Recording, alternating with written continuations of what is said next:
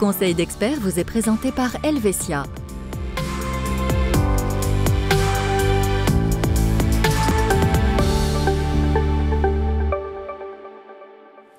Bonsoir à tous, bienvenue dans Conseil d'experts. Les jours raccourcissent, les nuits s'allongent et c'est une période faste pour les cambrioleurs en tout genre.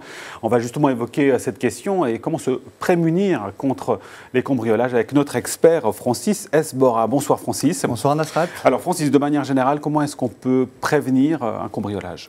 Il existe plusieurs manières de se prémunir. Donc par exemple, bien fermer les portes à clé, toutes les portes, les fenêtres, les portes de jardin, de véranda, etc. Toute ouverture en fait. Toute ouverture. Et pensez surtout aux portes à bascule en fait, et les fenêtres à bascule. Elles sont assez faciles à ouvrir en fait. Ça, c'est des éléments de bon sens évidemment. Oui. Il y a aussi tout plein de systèmes, notamment les systèmes d'alarme.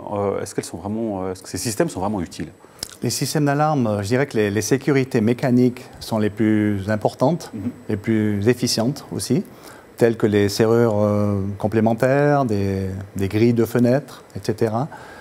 Et je voulais juste rajouter aussi, dans la pratique, on ne pense pas toujours, mais on a des voisins et on peut les solliciter.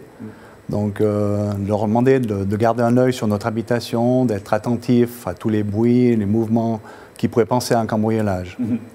Les moyens mécaniques, vous en parliez. Du coup, les systèmes d'alarme, c'est vraiment complémentaire. Les systèmes d'alarme sont complémentaires. Ils ne remplacent pas, je dirais, les visions, les amis, les etc., les voisins notamment. Oui.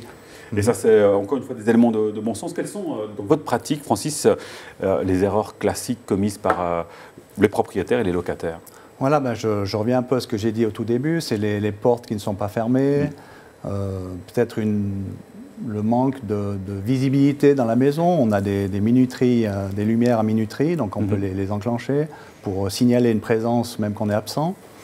Donc la boîte à lettres non vidée, par exemple, ça c'est un signe aussi de là aussi les voisins peuvent aider. Voilà. Ouais. Peut-être demander aux voisins aussi d'aider, de vider régulièrement la boîte aux lettres. Et puis quelque chose qu'on a déjà évoqué dans cette émission, c'est quand on part en vacances, par exemple pour Noël, éviter peut-être de le crier sur tous les toits, notamment sur les réseaux sociaux. Voilà, exactement, oui. C'est vrai que la publicité sur les réseaux sociaux, voilà, c'est une source d'adresse en fait pour les cambrioleurs aussi. Oui. Bon, là on parle de prévention, on n'est jamais à l'abri. S'il y a des dommages en cas de vol d'objets à l'intérieur, on parle d'espèces de bijoux, peut-être d'ordinateurs portables, de smartphones, qui est responsable ?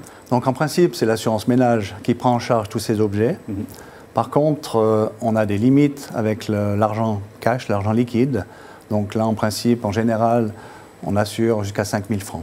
Oui, et ça, c'est important de regarder sa police d'assurance. C'est très important de regarder. Et d'adapter si besoin. Voilà, exactement. Oui. Qui doit payer en cas de dégâts aux portes ou fenêtres ? Alors, les portes et fenêtres, c'est l'assurance du bâtiment, en fait.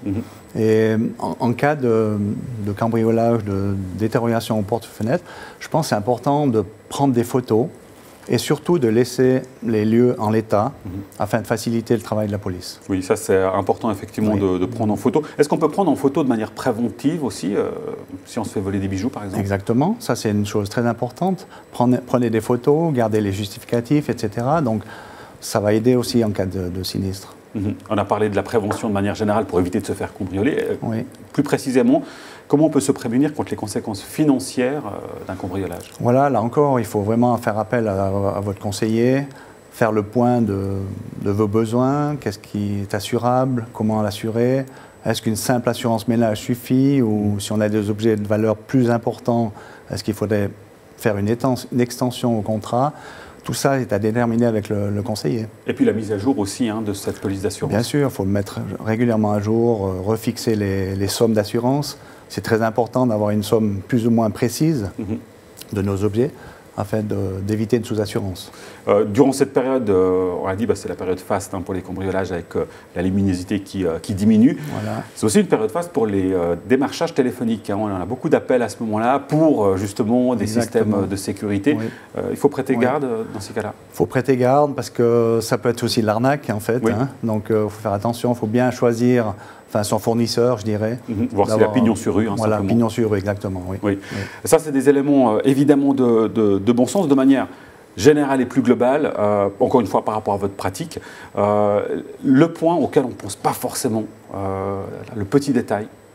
Petit détail, moi je dirais, bon, ça, comme j'ai dit avant, ça nous aide en cas de sinistre de pouvoir justifier en fait ce qu'on avait, les valeurs qu'on avait. Donc garder les certificats, les factures, les récépissés, etc. Et surtout, je dirais encore une fois, prendre des photos de nos objets. Ça, c'est important. On n'est jamais trop prudent. On n'est jamais trop prudent. Évidemment. Voilà, tout à fait, oui, merci exactement. beaucoup, Francis Esboraz, pour vos explications. On espère évidemment qu'elles ne serviront pas, mais ces mesures sont là, évidemment, pour se protéger, se prémunir. Merci beaucoup. Merci à vous pour votre fidélité. On se retrouve, vous le savez, très bientôt pour un nouveau numéro de Conseil d'experts. D'ici là, portez-vous bien. Bonne suite de programme sur Canal 9. Ciao.